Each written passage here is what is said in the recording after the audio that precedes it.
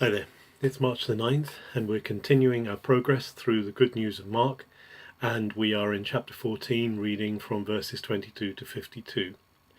These are extremely familiar passages to many of us of the story of the opening of the suffering of Jesus.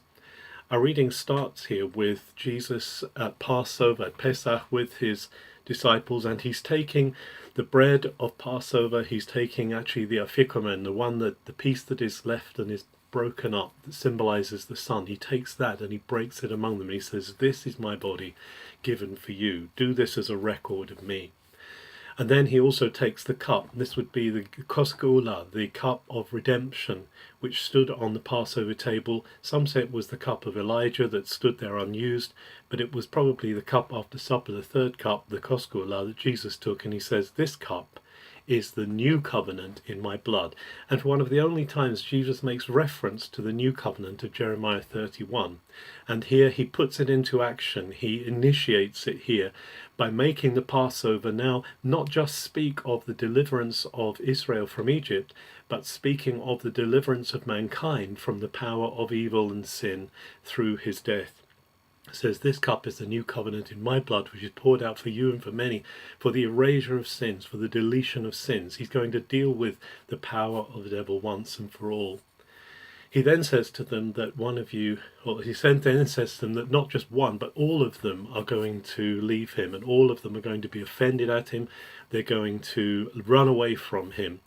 Peter, of course, protests that even if they all run away, he won't run away. He's going to be faithful to Jesus unto death. But Jesus says, "I'm telling you that before cockcrow tomorrow morning, you will have denied me 3 times. See, Jesus knows Peter, and this is one thing about Jesus and our walk with him. He knows what he's taken on. He knows who we are. We don't have to be other than we are. And Jesus knows that Peter will be compromised by his own sense of duplicity, in one sense, in his own heart. But Jesus knows that he can be redeemed at the end of the day. That's why he's taken him on. And then they go out to the Garden of Gethsemane. Gethsemane in Hebrew means the oil press. It's the place where the olives are pressed. And it's a very powerful picture for Jesus that here in the garden he is pressed. And it's here in Mark 14 that the only time that Jesus actually is recorded in the Gospels as calling his father Abba, Daddy, Papa. And it's in the context of him pleading with his father that if there's another way, then can we do that? But he says, "Not my will, but your will be done." 3 times he returns to his disciples and finds them sleeping while he is praying. Prayer is something that is such a challenge to us. And Jesus is sorrowful to death, he says. His disciples are just overwhelmed with tiredness and sleep. And the last time Jesus says to them, "Just rest now, because the hour is coming." And of course Judas comes at the head of the religious police, comes by night, which is actually against Jewish law. It's against the law to arrest someone by night, but they come by night and they want to take Jesus prisoner.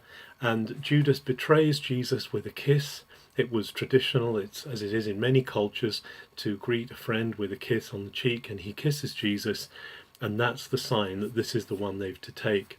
And they take Jesus. There's a scuffle, a sword is drawn, someone tries to slash at the people who are attacking Jesus. There's an attempt to defend him.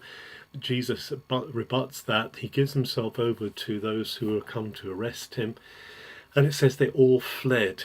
And then there's this amazing little codicil right at the end. This is amazing end piece here of the story of this young man who flees. He runs away, and as he tries to get away, it says they grab him, but he manages to shake them off by pulling off his tunic, and therefore he runs away naked. And this nakedness is a picture of the shame that these disciples are experiencing, because the last time there was nakedness in a garden is back in Eden, and it's so Mark is recalling this one who runs away naked. There's a suggestion, of course, that this is Mark himself who is recording this, that maybe a young Mark was present there in the garden and he's not named him because it's himself. That's speculation in one sense, but it's also quite a poignant speculation that we have let Jesus down. We've all been in a broken place. We've all stood before him with our shame showing in that sense. But he has covered our shame. He's met our shame. And through his gift of himself, through his self-donation, his self-giving on the cross, we're able to redeem. Our failures are able to be erased by the power of his blood of the new covenant. Have a very good March the 9th.